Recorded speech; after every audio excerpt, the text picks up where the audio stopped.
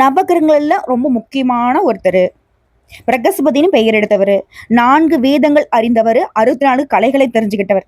தேவர்களின் குரு. சிவபெருமானை நோக்கி கடுதவம் புரிந்து நவகிரகங்கள்ல ஒருத்தர் அப்படிங்கிற முக்கியமான அந்தஸ்தை பெற்றவர். ராஜ கிரகம்னு பெயர் கொண்டவர். ஒருத்தனுடைய வாழ்க்கையில மங்கள காரியங்கள் தங்கு தடையில்லாம நடக்கணும், கல்வியில சிறந்து விளங்கணும், நல்ல வேலை கிடைக்கணும், நல்ல வாழ்க்கை துணை அமையணும், இது மாதிரி எல்லாத்துக்கும் காரணகர்த்தாவா இருக்கக்கூடியவர் யார் தெரியுமா? குரு பகவான். அவரை ராசி அதிபதியாக கொண்ட மீன ராசிக்கு வணக்கங்க. இவ்வளோ விஷயங்கள் கொண்ட இந்த குரு பகவானை அதிபதியாக கொண்டிருந்தா மீன ராசிகளுடைய வாழ்க்கையில ரொம்ப சிறப்பா இருக்கும் இல்லையா? அதுதாங்க இல்லை. இந்த குரு பகவானை பொறுத்த வரைக்கும் தான் இருக்கக்கூடிய இடத்த விட அவருடைய பார்வைக்கு தாங்க பலம் அதிகம், பலன் அதிகம். ஸோ அந்த வகையில தான் மீன ராசிக்கு எப்பயாச்சும் இந்த பாலைவனத்துல மழை பெய்யுற மாதிரி குரு பகவான நல்லது நடந்தா அதுவே அதிர்ஷ்டம் தான். ஸோ இப்படி இருக்கக்கூடிய நிலையில இந்த பதிவு உங்களுக்கு ஒரு மாற்றத்தை கொடுக்கும்னு நம்புறேன்.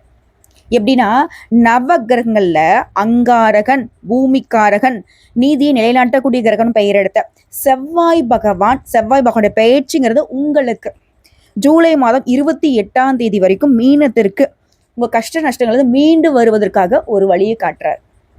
அதே சமயங்கள்ல ஒரு சில விஷயங்களை கவனமா இருக்க சொல்றேன். அது தெளிவா தெரிஞ்சுக்கிட்டீங்கன்னா ஓரளவுக்கு நல்ல நிலைக்கு வந்துடலாம். ஸோ அந்த வகையில மீன ராசிக்கு பொற்காலம், அதிர்ஷ்டம் ஆரம்பம். ஆனா இதோட ஒரு இக்கு வச்சு சொல்லிடுறேன். என்னம்மா இக்குன்னா, சேர்த்து ஒரு விஷயம் சொல்றேங்க. ஜென்ம சனி இருக்கிறதுனால 2 விஷயத்த மட்டும் ரொம்ப கவனமா இருக்கணும். ஓகேங்களா? அதுல ஜோதிட சாஸ்திரப்படி இந்த நீதி நிலைநாட்டக்கூடிய கிரகமான செவ்வாய் மீனத்திற்கு ஒரு நீதியை நிலைநாட்ட போறார். இப்போ செவ்வாய் பகவான்னா பெருசா நமக்கு வெளியில தெரியுறதில்ல. ஆனா ஒருத்தருடைய வாழ்க்கையில கஷ்டப்படுறாங்க, சங்கடமான நிகழ்ச்சி இருக்கு, எதிரியுடைய தொல்லைகள் இருக்கு, கொலை கொள்ளை வழக்கு, ஜெயிலுக்கு போறது, வண்டி வாகனத்துல போற பிரச்சனை நடக்கிறது, இந்த மாதிரி எல்லாத்துக்குமே செவ்வாய் பகவான காரணகர்த்தா இருக்காரு. சைலண்ட் கில்லர்னு சொல்லுவாங்களே, அது இவர் தான். ஏன்னா சனீஸ்வர் பகவானை பொறுத்த வரைக்கும் வெளிப்படையா தெரிஞ்சு போயிடுது. அதே போல ராகு எதுவும் வெளிப்படையா தெரிஞ்சிடறாங்க. ஆனா செவ்வாய் பகவானுடைய பலம் அப்படிங்கிறது எந்த அளவுக்கு அதிகம்னு தெரியுமா? இப்போவே மீனராசிக்கு இந்த கெட்டவன் நல்லவனானா எந்த அளவுக்கு நல்லதோ அந்த மாதிரிதான் செவ்வாய் பகவான் உங்களுக்கு அதிர்ஷ்டத்தை கொடுக்கறதுமே. ஓகேங்களா? ஆனா செவ்வாய் பகவானுடைய அமைப்பு என்ன தெரியுங்களா? சகோதர உறவை குறிக்கூடியவர். அதாவது உடன்பிறப்புகளுடைய உறவுகளை குறிக்கூடியவர் தான் இந்த செவ்வாய் பகவான். ஸோ இதனால இந்த பயிற்சியின் காரணமா நீங்க உடன்பிறப்புகள் கிட்ட ரொம்ப கவனமா இருக்கணும். ஏன் இது நாள் வரைக்குமே அவங்களால பெருசா எந்த ஒரு மாற்றமும் உங்களுக்கு கிடையாது. இன்னும் ஒரு படி மேல சொன்னா, இப்போ உங்க வாழ்க்கையில் கூட பெரும்பாலான கஷ்டத்துக்கு அவங்கதான் காரணகர்த்தாவே இருப்பாங்க. இது மீன ராசி மறுக்கவே முடியாது. ஏதாவது ஒரு வகையில அசிங்கப்படுத்தப்பட்டு, அவமானப்படுத்தி, ஒதுக்கப்பட்டு, ஏன் உங்களோட கூட பிறந்தவங்களே உங்களை நிறைய இடங்கள்ல தப்பா பேசியிருப்பாங்க. ஸோ இப்படி இருக்கக்கூடிய நிலையில இனி வரக்கூடிய நாட்களுமே கவனமா இருக்கும். ஜூலை மாதம் 28ஆம் தேதி வரைக்கும் உறவுகள் கிட்ட கவனமா இருக்கு.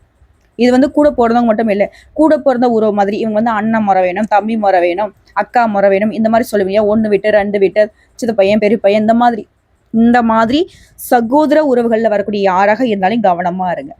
இதை தாண்டி மற்ற உறவுகிட்டுமே கவனமா இருந்துதான் ஆகணும். நான் செவ்வாய் பகவானை பொறுத்த வரைக்கும் உங்களுக்கு நல்லது கெட்டதை செய்யதான் போறாரு.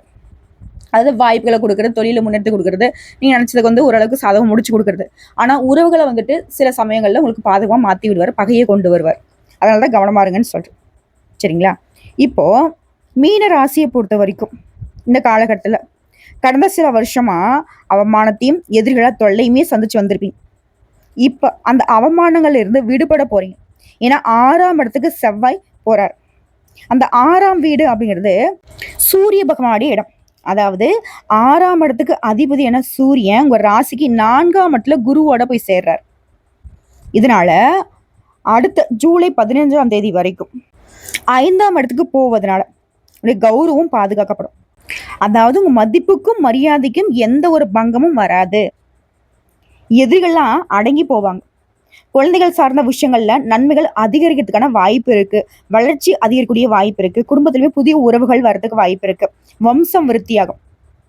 பையன் இருந்தால் பேரன் பிறப்பான், பேரன் இருந்தால் கொள்ளு பேரன் பிறப்பான். அற்புதமான யோகம் உண்டு. இதனால குடும்பத்துல மகிழ்ச்சி பெருகும். மேலும் உங்களுக்கான எதிர்ப்புகள் நீங்குது. தசமஸ்தானத்தை குரு பார்க்கிறாருங்க. 8ஆம் இடத்தை குரு பார்த்தால் அலுவலகம் ரீதியா உங்களுக்கு எதிர்ப்புகள் விலகும். நன்மைகள் அதிகமாகும். இடமாற்றம் உங்களுக்கு பிடிச்ச மாதிரியே கிடைக்கும். சுப செலவுகள் ஏற்படுறதுக்கான வாய்ப்பு இருக்கு. அந்த செலவுக்கு செவ்வாய் காரணமா இருப்பார். கடன் சார்ந்த பிரச்சனைகள், உங்களுக்கு இருந்த தடுமாற்றங்கள் நீங்குது. அடுத்த ஆரோக்கியத்தை பொறுத்த வரைக்கும் ரண ருண ரோக சத்ருஸ்தானத்துல செவ்வாய் இருக்காரு. இதனால தோல் நரம்பு சார்ந்த பிரச்சனைகள்ல ரொம்ப கவனமா இருக்கணும். இது தொடர்பான ஏதாவது பிரச்சனைகள் இருக்குனாக்க உடனடியே மருத்துவர்கிட்ட போயிட்டு சிகிச்சை எடுத்துக்கோங்க. ஆரோக்கியத்தால ஏற்பட்ட குழப்பங்களும் நீங்குது.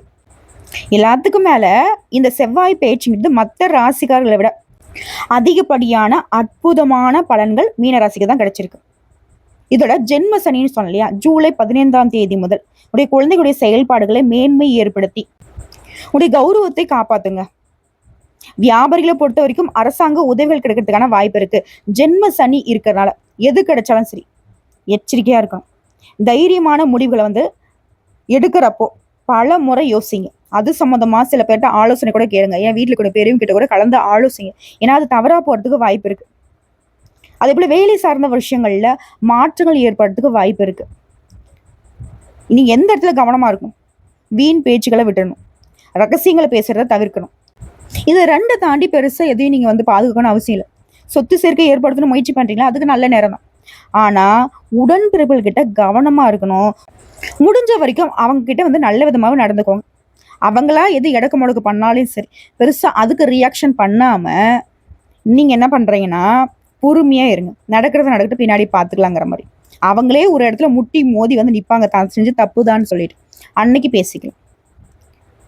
அதே போல இந்த செவ்வாய் பேச்சுங்கிறது உறவுகளால ஒரு சில விஷயங்களால மட்டும்தான் உங்களுக்கு பாதிப்பத்தை கொடுக்குதே தவிர்த்து மற்றபடி முன்னேற்றத்தையும் வளர்ச்சியுமே உங்களுக்கு கொடுக்கக்கூடிய காலகட்டமா இந்த செவ்வாய் பயிற்சி உங்களுக்கு இருக்க போகுது. இதை தாண்டி மீனராசிக்கு இந்த செவ்வாய் பயிற்சி தரக்கூடிய நல்ல விஷயங்களை கடகடன்னு சொல்லணும்னா, குழந்தைகள் தொடர்பான விஷயங்கள்ல நல்ல செய்திகளை பெறுவீங்க. தன்னம்பிக்கை தைரியம் அதிகமாகும். திருமணம் ஆகாதவர்களுக்கு நல்ல செய்தி கிடைக்கும். நல்ல வரன் உங்களை தேடிக்கிட்டு வரும். புதிய வேலை வாய்ப்புகள் கிடைக்கும். வேலை தேடுறவங்களுக்கு நல்ல வேலை நல்ல சம்பளத்தோட கிடைக்கும். சிலருக்கு திடீர் நிதி ஆதாயங்கள் கிடைக்கும். பொருளாதாரத்தில் நல்ல முன்னேற்றம் இருக்கும். குடும்பத்துல மகிழ்ச்சி பெருக்கும். அற்புதமான காலகட்டம். திரும்ப திரும்ப சொல்றது ஒண்ணுதான், கூட பிறந்தவங்க உடன்பிறப்புகள் இவங்க விஷயத்துல மட்டும் எச்சரிக்கையா இருக்கணும். வருமானத்துல உயர்வு ஏற்படுது. கடன்களை அடைக்கிறதுக்கான முயற்சிகளை வெற்றி பெறுவீங்க. புதிய வருமான ஆதாரங்களை நீங்களே உருவாக்க போறீங்க. புதிய வேலையை தொடங்குவீங்க. உத்தியோகத்துல இருக்கிறவங்க உயர் அதிகாரம் கிட்ட இருந்து பாராட்டுகளை பெறுவீங்க. சிலருக்கு பதவி உயர்வு கிடைக்கிறதுக்கான வாய்ப்பு இருக்கு. அரசு தொடர்பான வேலைகள்ல உங்களுக்கு இருந்த தடைகள் அனைத்தும் நீங்குது. அரசாங்க வேலை நிச்சயமா கிடைக்கும். பணவரவு அதிகமாகுது. முன்னேற்றமான காலகட்டம். இதோட வேலை செய்றீங்களா, தொழில் பண்றீங்களோ, என்ன செய்தாலும் சரி, என்ன துறைகள் இருந்தாலும் சரி, நீங்க நினைச்ச மாதிரி உயர்வை எட்டி பார்க்க போறீங்க. புதிய பொறுப்புகள் கிடைக்கிறதுக்கு வாய்ப்பு இருக்கு. அரசியல் தொழிலா இருக்கீங்கன்னாக்க நீங்க தான் மேலெடுத்துக்கிட்டு ரொம்ப நெருக்கமா இருக்க போறீங்க. எது தொட்டாலும் லாபம், தொட்டதெல்லாம் பொண்ணா மாறுதுப்பா. இப்படி அதிர்ஷ்டகரமான ஒரு ராசியாக மீன ராசி வளர போறீங்க. சமுதாயத்துல மதிப்பு மரியாதை புகழ் எல்லாமே அதிகரிக்க போகுது. அதே போல உங்களுடைய வேலையை ஒவ்வொன்றுமே திறம்பட செய்து முடிக்க போறீங்க. மற்றவங்களாம் பார்த்தா ஆச்சரியப்படுவாங்க. குறிப்பா உறவுக்காரங்களை உங்களை அண்ணாந்து பார்க்கக்கூடிய அளவுக்கு பெரும் வளர்ச்சி இந்த செவ்வாய் பயிற்சி கொடுக்க போறோம். ஸோ 100க்கு 99.9% செவ்வாய் பயிற்சி மீனராசிக்கு சாதகம். அந்த .1ங்கிறது உறவுகிட்ட கவனமா இருக்கிறது. அதே போல பண விஷயத்துல யாரையும் நம்பக்கூடாது. தொழில் பண்றீங்களா, நீங்களே இறங்கி பாருங்க. ஒரு பொருளை வெளிநாட்டுக்கு அனுப்புறீங்க, ஏதாவது ஒரு வகையில எதை செய்தாலும் சரி அது உங்களுடைய சிந்தனைக்கு உட்பட்டதா இருக்கணும். அது சொத்து வாங்குறீங்க, எது நிலபலம் வாங்குறீங்க அப்படின்னா கட்டாயம் அது சம்பந்தப்பட்ட பேப்பர்ஸ்ல நீங்க உங்களுடைய புத்தியை பயன்படுத்தி செக் பண்ணிக்கோங்க. நிறைய ஏமாற்றங்களை ஆல்ரெடி சந்திச்சிருப்பீங்க. தெரிஞ்சவன் தெரியாதவன் வந்தவன் போனவெல்லாம் நிறைய ஏமாத்திருப்பான். அதுக்கு இடம் கொடுக்க வேணாம். செவ்வாய் சொல்றது ஒண்ணு தான், தம்பி உனக்கு நான் வாய்ப்பு கொடுக்குறேன், அதை கரெக்டா பயன்படுத்துறியோ இல்லையோ திட்டமிட்டு செயல்படுத்திக்கும். புரியுதுங்களா? அது மீன ராசிக்காரர்களுக்கு எக்ஸாம் ஹால்ல உட்கார்ந்துட்டு இருக்கப்போ அந்த ஆன்சர் சீட்ல நான் அந்த கேள்விக்கான பதில்கள் அப்படிங்கிறது அச்சு வடிவமா இருக்கு. அது மேல நம்ம பேனாவில் அப்படி எழுதுனா போதுன்ற அளவுக்கு தான் செவ்வாய் பகவான் உங்களுக்கு சில அதிர்ஷ்டங்களை கொடுக்குறார். சும்மா அதை அப்படி அந்த விஷயத்த அட்டன் பண்ணா போதும், அந்த விஷயத்த தொடங்கினா போதும். மற்றபடி இங்க தொடங்குனது அங்க போய் முடிஞ்சிடும். அதுக்கான பலன் முழுமையா உங்களுக்கு கிடைச்சிடும். அந்த மாதிரி திடீர் அதிர்ஷ்டங்கள் உங்களை தேடி வரும். அதை நழுவு விடாம கரெக்டா பயன்படுத்துங்க. போதும், இது நாள் வரைக்கும் பட்ட கஷ்டங்கள் போதும்னு நினைச்சா கொஞ்சம் விழிப்புணர்வா செயல்பட்டுக்கோங்க. மற்றபடி எந்த ஒரு குறையும் இல்லாத உங்க மனசு போலவே இது நாள் வரைக்கும் பட்ட கஷ்டங்கள், நான் முன்னாடி சொல்லிட்டேன், பல வருட போராட்டம், பல வருட கஷ்டம், அசிங்கம், அவமானம், தொல்லை, என்னடா வாழ்க்கை இதை முடிச்சுக்கலாம் கூட சில நேரங்களில் யோசிச்சிருப்பீங்க. ஆண்களுக்கும் சரி பெண்களுக்கும் சரி. அந்த ஒரு நிலைக்கு மாற்று மருந்தா அந்த செவ்வாய் பயிற்சி உங்களுக்கு பலன் கொடுக்க போகுது. பயன்படுத்துங்க. வாழ்த்துக்கள், வாழ்த்துக்கள். தெய்வத்துடைய பலம் உங்களுக்கு பரிபூர்ணமா கிடைச்சிருக்கு. இதோட இந்த அதிர்ஷ்டங்களும் நிலைச்சிருக்குனாக்க திருச்செந்தூர் முருகப்பெருமானுடைய வழிபாடு அனுதினமும் மீனராசிக்கு தேவைங்க. ஏன்னா செவ்வாய் பகவானுக்கு உரிய அதிர்ஷ்டகரமான தெய்வம்னாக்க முருகப்பெருமான்.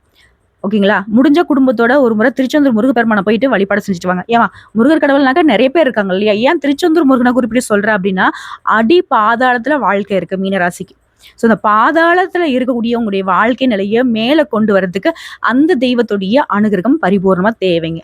அதனாலதான் அந்த தெய்வத்தை குறிப்பிட்டு சொல்றேன். மற்றபடி ஒவ்வொரு செவ்வாய்க்கிழமையும் அருகில் கூடிய ஏதாவது ஒரு முருகப்பெருமானுடைய ஆலயத்துக்கு செவ்வரளி மாலையோட போயிட்டு அவருடைய பெயர்ல அர்ச்சனை செய்து வழிபாடு செய்ய நல்ல மாற்றம் இருக்கும், முன்னேற்றம் இருக்கும்.